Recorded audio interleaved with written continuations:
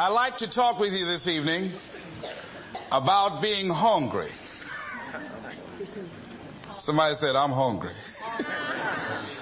It is something I'd like to share some ideas and thoughts with you. I'm not asking that you believe anything that I say. I'm not asking that you agree with me. I'm merely asking that you stand on and in the conversation that we'll share with you this evening. And if there's something that I say that can fit and work for you, I say use it. If not, discard it and let it be. Is that all right? Yeah. Say, that's fair enough. Yeah. Very good. All right. One of the things I have realized, and many of us have, that if you want something out of life, if you want to change yourself, if you want to acquire something, if there's some goal that you want to reach, that is really not easy as some people will make us feel.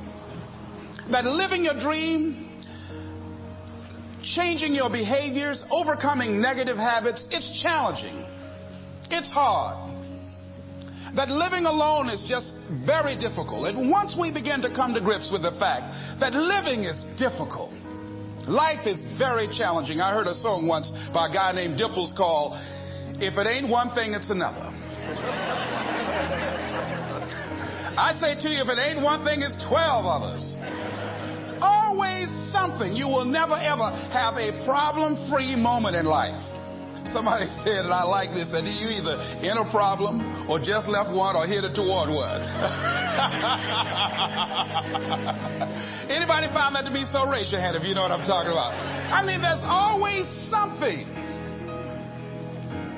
So how do we begin to nurture that hunger? What are the characteristics or the qualities of people that are hungry? What will it take for me to get some of the things that I want? And being hungry for those things. Number one, you've got to work on yourself. It's very important that you engage in an ongoing process to develop you. Spend more time on yourself than what you've been spending. It's very important. You owe that to yourself. I was reading a book by Og Mandino called The University of Success. Read one line, gave me a chill. I didn't have to read anything else in the book. He said, many of us never realize our greatness because we become sidetracked by secondary activity. We spread ourselves too thin, don't know how to say no. And we find ourselves doing all kinds of things and never ever have time to do those things that we need to do to work on ourselves. And then there goes a second. There goes another second. There goes another second. And we can't stop and hold time. And before you know it, you wake up one day and you're behind in your dreams and your bills.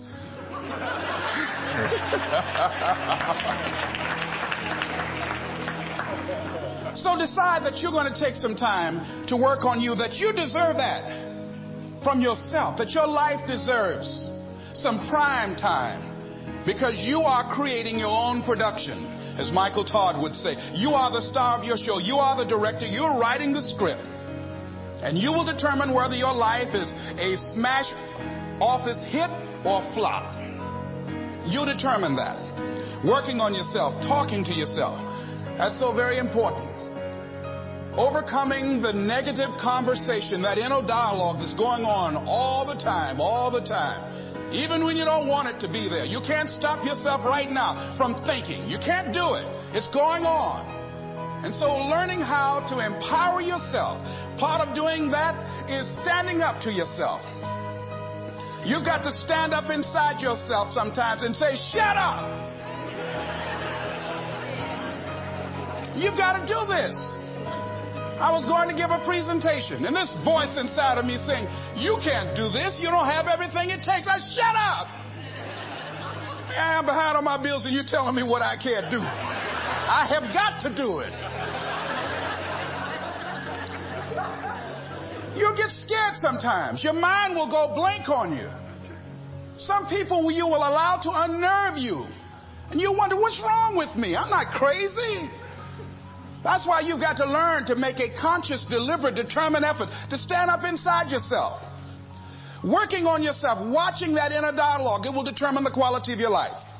I don't believe this. I know this. I've had a challenge of losing weight. I'm walking through the airport, this voice say, why don't you have some M&M peanuts? No!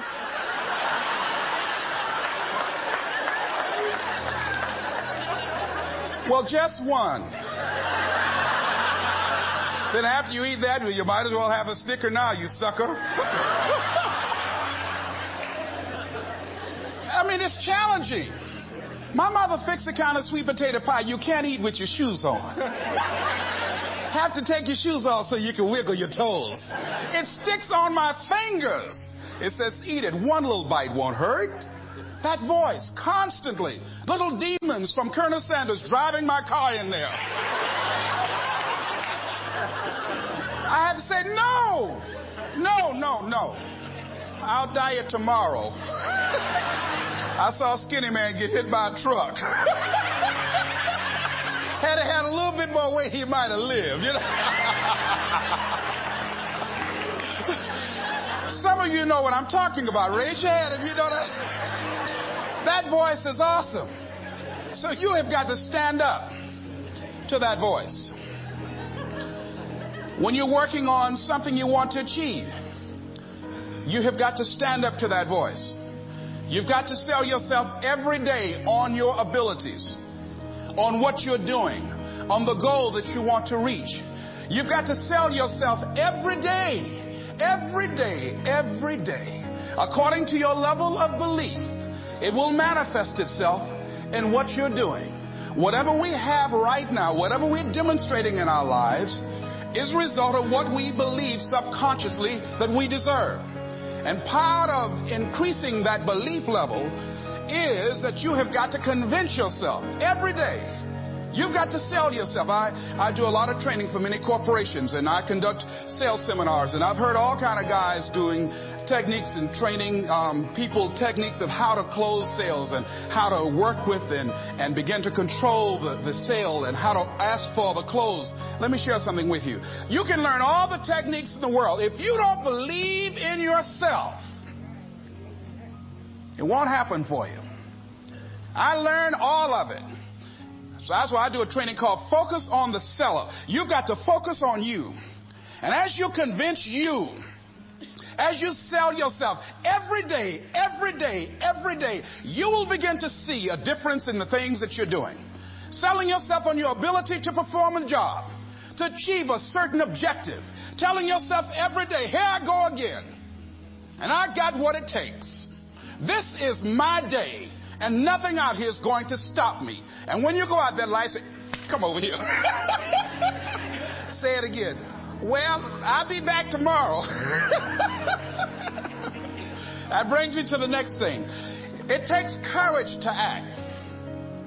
Part of being hungry when you've been defeated, it takes courage to start over again. I used to do door-to-door sales, and I was working with another friend of mine, and door-to-door sales, I mean, it's punishing. It's cruel and unusual punishment. And I was a little boy knocking on the door. Hello, would you like to buy a nice working television set? No money down? No! Bam! They slammed the door in your face. And a friend of mine that was working with me, they slammed the door in his face, and I looked back, and he was going to the car. He said, I can't do this. And he sat down in the car. And he said, you go ahead, I'll be here when you get back. Now, he had a mother and father to take care of him. My mother was ill. I am adopted. I was hungry. I had to go on. I learned something about myself. That when you step into your fears, somebody said, it was Winston Churchill, he said that courage is going from failure to failure without losing enthusiasm. When you step into your fears and continue to push yourself to go on, something happens for you. It will enable you to transcend yourself. I went to the next door. You like to buy a nice working television? No! Bam! Went to the next door. No! Bam! After a while, I no longer took it personal.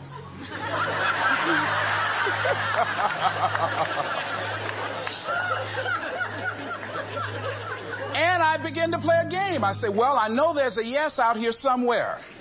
And I'm going to keep on until I find it. And I'm not going home until I do. And I continue to knock on doors. And then somebody eventually would say yes. And I said, are you sure? And I would go in there and I would get the sale. When you have something you want to do, if you don't develop the courage to do that which has been given you to do, and you spend a lot of time going around trying to convince other people or trying to get their approval, what will happen is that you will lose your nerve. And other people will convince you that what you're doing doesn't have any value, and you'll give up on your dream. It's an interesting thing about life, I've also found, that if you don't have the courage to act, sometimes and particularly if you have something special to do, life will move on you. If it were not for life, I would still be a disc jockey. I didn't just leave voluntarily to go to the state legislature. I was fired. I was working on a job, and I came home one day. I was married at the time, and I told my former wife, I said, that guy Bert I work for is stupid. She said, if he's so stupid, why does he sign you a paycheck? Now, you see why I divorced her, right? I couldn't stand her. That night, I could not sleep well. Here was a guy that was controlling my life. I was going through all kinds of changes because this man controlled my paycheck. And it was Carlyle who said, truth crushed to earth shall rise again. Winston Churchill said, the truth is incontrovertible. Malice may attack it, ignorance may deride it, but at the end there it is. And we know scripture that says, ye shall know the truth, and the truth shall set you free. And the truth that I had to come to grips with, that I wasn't in charge of my destiny. The truth was that I wasn't giving all that I had. The truth was that there are some things that I wanted to do, but I didn't have the courage to act on those things. And the truth was that Bert Childs was a blessing to me. He made life so miserable for me, I had to start looking at my life differently. I started going to work earlier. I started being the last one to leave there. I started working harder than anybody else. The other guys could not. Why would you work so hard, Les? I said, I'm not working for them. I have been cheating, Bert, I thought. I've been cheating myself and my family. Wherever you are, whatever you're doing, do it with everything that you have. Develop the habit of giving more than what you're paid for. Develop the habit of setting standards that others will be measured by. Someone said, do not go where the path may lead, but go where there's no path and leave a trail. All right? It is easy to be negative today. It is easy to have low morale today. I was at a corporation and they're going through downsizing and going to lay off some 1,500 people over the next few weeks. It's very depressing there. And those people that stay there 9 times out of 10, they're just going to do just enough to keep from getting fired. Anybody can do that. But if you can begin to harness yourself and say that where I am, I'm going to do the best I can with what I got, because that is an expression of who I am. If you get into the habit of just being mediocre, it will become a part of your consciousness. If you get in the habit of giving less than what you have it within you to give, it will begin to reflect itself in your personality. It will begin to damage you psychologically. And you don't want to be a part of that kind of self-destructive behavior. And so you want to set some high standards for yourself. The next thing, part of what feeds that hunger, you've got to develop a sense of urgency. Aurelia said, stop living your life like you have 1,000 years to live. In life, you're either here today and you're gone today. If there's something that you want to do and you can't do it all at one time, do just a little bit of it. I like what Robert Schuller says. He said, by the yard it's hard, but inch by inch, anything is a cinch. Do just a little bit of it. A friend of mine, Bobby Kerr, used to be a roommate. Bobby wanted to go into the area of public relations. He loved working with the public. Young lady he wanted to marry named Clarice. Bobby was a great procrastinator. Pretty soon the job where Bobby worked, they transferred him to another location. He went out to celebrate with the people on that new job site. And Bobby suffered a massive heart attack and died. Bobby didn't drink and didn't smoke, was under 40, and he died. Ask your question. How much time do you have left? How much time do you have left? When you start thinking about that, we don't know. We don't know. Bobby took all the greatness and all of the talent and all of his abilities to his grave with him. One of the things he could have put in parenthesis under his name, he didn't use all his stuff. And most of us do that. Most of us don't use the stuff that we have brought into the universe. And we want to make a conscious, deliberate, determined effort to start living life with a sense of urgency and using what we've got. Using ourselves up. Sharing what we brought into the universe to share. Because if we don't, nobody else will. Stop wasting valuable time. Knowing that if we begin to live our lives as if each day were our last, our lives will take on a whole new meaning. They take on a whole new expression. Valuing each moment that we are blessed with. The next thing that begins to nurture that hunger, honor yourself as your word. Don't give your word out lightly. When you throw your word out there and you don't honor it, it makes a statement about you. If you decide to maintain a sense of integrity with yourself, that if I speak it, I'm going to live it. It's who I am. And I'm going to be very cautious in how I give my word to others, and most of all with the commitments that I make to myself. Because I want my life to reflect my words and honoring who I am and what I express. Another challenging area in terms of nurturing and developing that hunger in yourself is learning the art of becoming single-minded. Learning how to concentrate.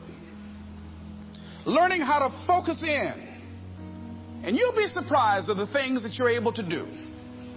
When you learn how to block things out, when you learn how to keep thine eyes single, you'll be surprised at the ideas that will come to you, of the people that you'll be able to attract, of the opportunities that you'll be able to see. You'll begin to see things that have been standing there looking you in the face saying, I can't believe this has been here all this time. Here's a habit that I do. Maybe it might be of some value to you. I get up in the morning and I start writing what great ideas that I can think of today that can improve me and that will enable me to reach my goal. And I just let my mind flow. Sometimes I write 15, 20 ideas. Some days it's more difficult than others. One idea can change your life. One idea can turn your life around. Deciding that you're going to focus to develop your skills. The guy was the new owner of a baseball team that was in the basement of the league when he took it over. He went to the picture and he said, what is your best throw? He said, well, I got a good curveball and I've got a good fastball. And he went on talking about his different throws. He said, but tell me this, what is your best throw? He thought for a moment. He said, I've got a good fastball. He said, that's all I want you to work on. Nothing else. Just develop your fastball. The next year, they went to the World Series. Most people don't know where their fastball is. Most people go through life never discovering what their talents are. Most people never develop their talents. They have skills and abilities, but if you don't nurture them, if you don't develop them, they will never serve you. Your gifts can take you many places if you develop your gifts. Most of us don't like to do those things that come easy to us. I've always loved to talk to people. I decided, taking this advice, to develop my skills as a speaker. And my gift has developed and it's taken me many places. You have something that you brought to the universe. And that if you decide that my life deserves my developing this, what I do well, and becoming the best at it and mastering myself and seeing what I have within me, if you decide to drop your buckets where you are and develop your gifts, I grant you, you'll never ever be without. I grant you that your gifts will take you places that will literally amaze you. I grant you that if you begin to work to develop your gifts, you'll develop a strong sense of happiness. You'll get a larger vision of yourself. Because part of beginning to get a larger vision of yourself, all of us need some area of our lives where we can have a feeling of competence. That people know when they think about this area, that's something you do. That you eat and sleep that. And that you do that. You do that. And people know it. And you know it. And you know that you know that you know this. If you don't know anything else, you know this. Can you tell I know what I'm doing? Oh, hello. You know this. So you've got to work on it. When other folk are having a good time, you've got to have the strength of character to concentrate, to read, to digest information. If you decide in any particular area that you're concerned about, to make a conscious, deliberate, determined effort to read one book a month in that area, in 5 years, you'll be among the top 5% experts in the world. I read a minimum of 2 books a week. The average American reads only 1 book a year. If you decide that area that you love, that you are going to master that particular area, in this era of accelerated change, overwhelming complexity, and tremendous competition, as you begin to develop and expand your skills and your talents and your vision of yourself, you will always be in control of your destiny.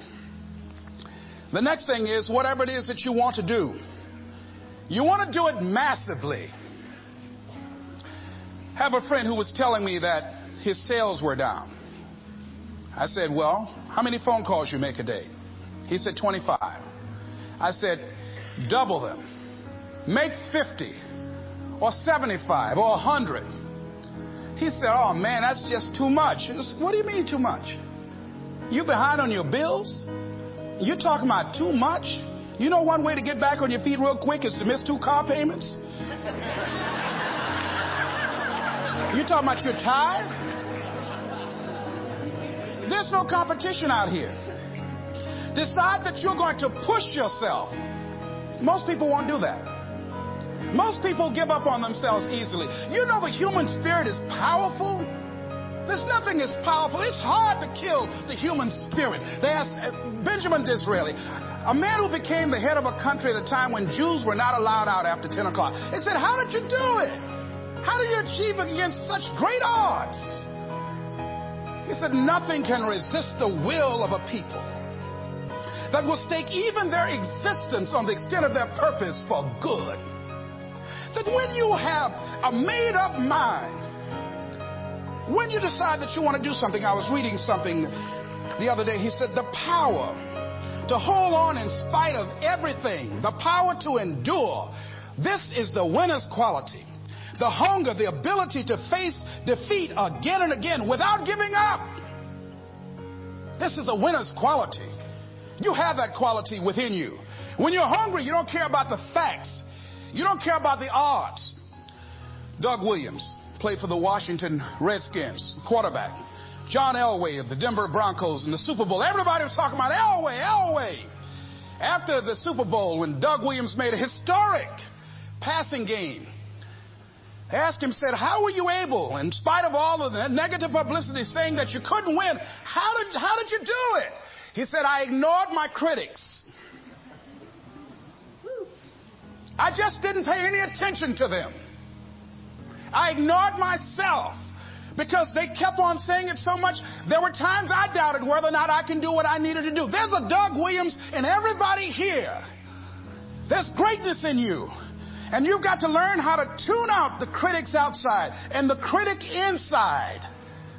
And since I'm going to do this, I'm going to harness my will. And I'm not going to let anything stop me. I deserve this. I'm going to do it until. And this friend, I told him, said, start increasing your calls. I said, I make 100 calls a day. I got a callus in my ear. My ear's kind of dark. You can't see it, but it's there.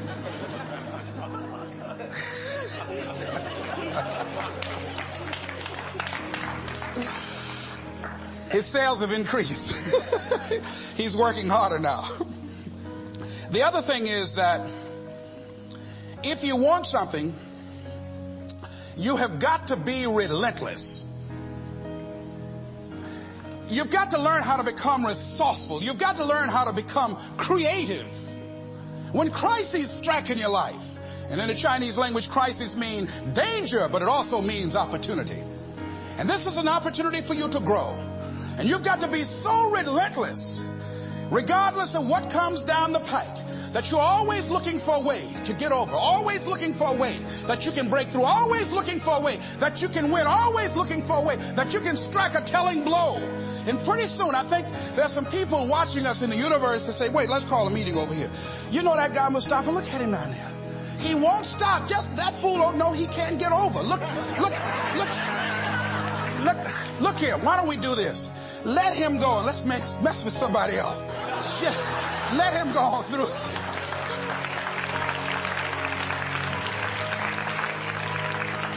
Life will just get tired of whipping you sometimes. And just say, let's just let this one go. I believe this. Now, no one has told me this, but I just kept on kicking. I didn't have sense enough to stop. I was intelligently ignorant. I didn't know what I couldn't do. So I just tried anything. And the fascinating thing about life, because you can't get out of it alive, you might as well have a good time, you know? You might as well have a good time. Live your life with passion, with some drive. I was giving a seminar the other day, and I mentioned that I was going to do some training in August with some young teenagers and take about 100 away to a 2 or 3 day camp and wipe them out. Been working on this. So after the speech, one of the parents walked up to me and said, Mr. Brown, I'd like for you to do something for my son. He's not motivated.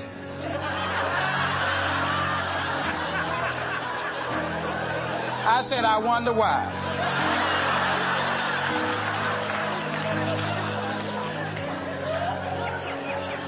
I wonder what's wrong with him. He had no fire whatsoever. See, what you do speaks so loudly, folk can't hear what you're saying. And so if you don't have any fire, you know, you've got to watch the people, the relationships that you develop. Have people of kindred mindsets. If you're around folk who are dead and negative all the time, they will affect you. You want people that are around you that have smiles on their faces, looking good. I was telling a group last week, Abraham Lincoln refused to hire a guy because of his face. They said, but the guy can't help it. He said, anybody over 30 is responsible for their face. If you have some depressing face looking at you every day, it affects your blood pressure.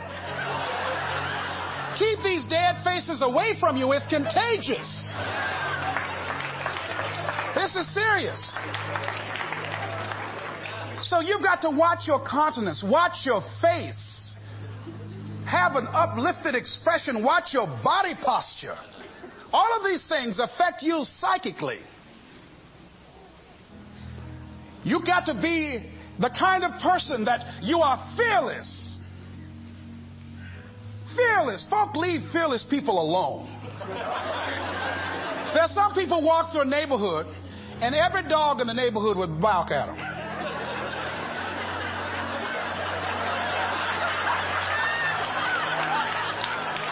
But there's some people come through and ain't nobody gonna mess with this.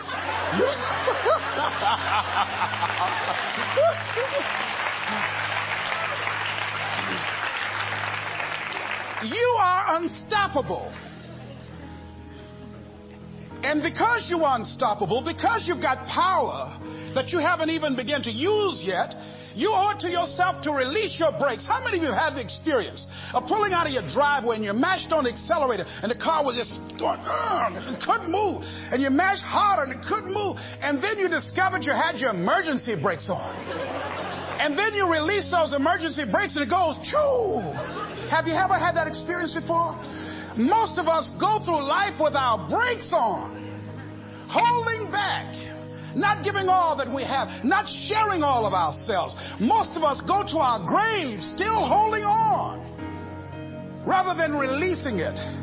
What are some of those things that keep us from releasing it? Because of past experiences, past defeats, past pain. We look back, well, it didn't work out then. It probably won't work out now. Many people get confused their performances with who they are. I was reading Pat Riley, the coach of the Los Angeles Lakers.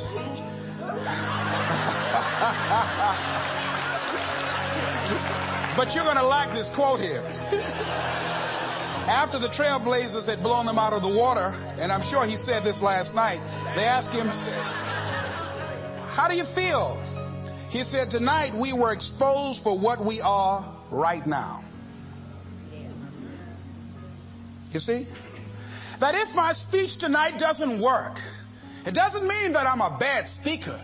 It means that what I did didn't work tonight. And I've got to separate what I do from who I am. And I've got another shot. See, the last chapter to your life has not been written yet. And it doesn't matter about what happened yesterday. It doesn't matter about the things that you've done that you feel guilty about. If you wouldn't do it today, you're convicting an innocent person. You've been reborn to a new state of consciousness. And as they say, if we knew better, we would do better. And so you begin to decide, I'm not going to be denied. I remember, and I was telling someone, and they asked me, would you repeat that again? I was interested in going into broadcasting. I'm adopted. And that was my key out. I wanted to make my mama proud of me. I was very much appreciative of what she's done for my brother and sister and I. And that was my way out. And I went over to a radio station, asked a guy and told him that I was interested in broadcasting. He looked at me in my straw hat and my overalls. He said, you have any broadcasting background? I said, no, sir, I don't. What do you do? I cut grass. Young ladies asked me what kind of work I do, and I was working on a garbage truck. I say, well, I'm a sanitary technician. He said, we don't have any job for you. I decided that was something I was going to do. I decided I'm unstoppable. I'm going to go up in here and I'm going to do this. I started going to the radio station every day, developing a relationship with the people that were doing what I wanted to do.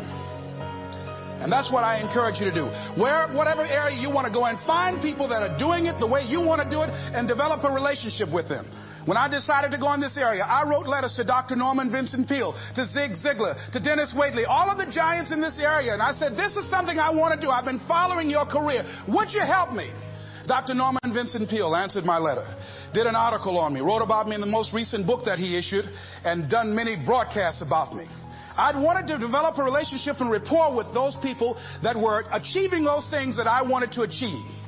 By the same token, I would go to the radio station, and I developed a relationship with the guys. And they used me as an errand boy when they needed some food or someone to go pick up entertainers that came into town. Temptation singing My Girl, Jerry Butler singing For Your Precious Love, Sam Cooke singing Darling You Send Me. I would pick up the entertainers at the airport and drive them around in the disc jockeys, big Cadillacs. They didn't have any driver's license, but I was acting like I had some.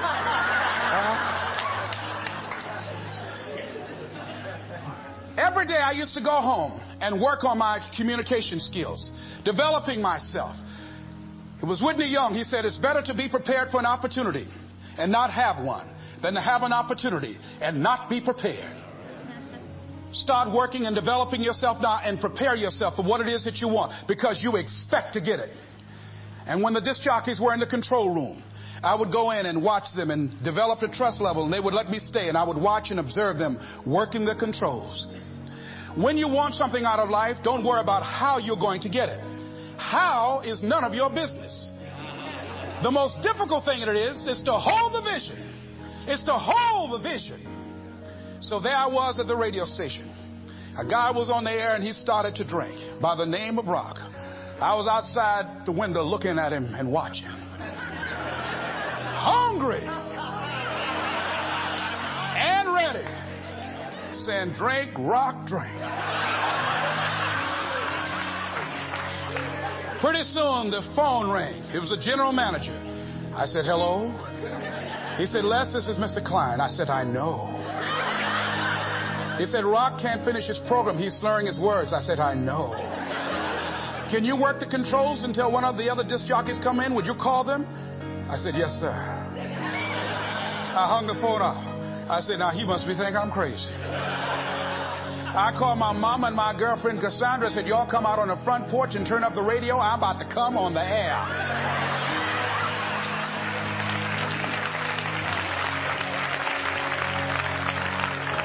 I waited about 15 minutes.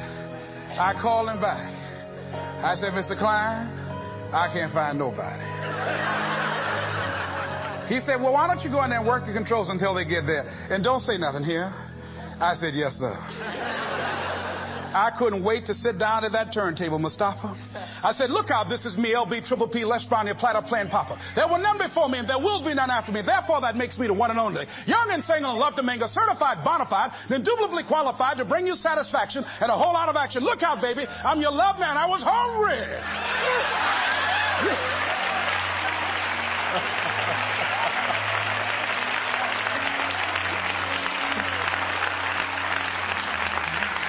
Shake somebody's hand on your right and left and say, you've got to be hungry.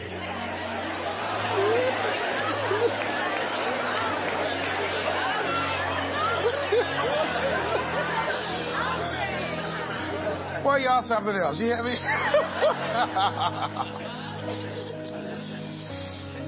You want to be persistent about what it is that you want to achieve. Alexander Graham Bell said, what this power is, I cannot say. All I know is that it exists, and it becomes available only when a man or a woman is in that state of mind in which he or she knows exactly what he or she wants and is fully determined not to quit until they find it. When our children are learning how to walk, how many times will your baby attempt to walk and fall and you just say, just sit down, don't try anymore, you've fallen 20 times. Just sit down somewhere, busting your lip and everything, getting in folks' way. When will a baby walk? It will walk when it walks. That's when it will walk. Les, when will you be known nationally as the motivator? I will be known when I'm known. That's when I'll be known. Don't get caught up in, well, I've tried it 4 or 5 times and things didn't work out. If there's something that you want and you're hungry for it, you've got to do whatever is necessary until. And when you give the best you can and that's not enough, you must do what is required. And don't give up on yourself. Don't throw the towel in so quickly. Many people give up on the 1-yard line, where if they have the determination just to keep on knocking. It's a funny thing about life. If you're home one day and someone is knocking on the door, and you say, I don't want to be bothered today. And if that person just keep on knocking, can you believe that fool's still knocking? Pretty soon you say, what is it? What do you want? And that's how you've got to be about your dream.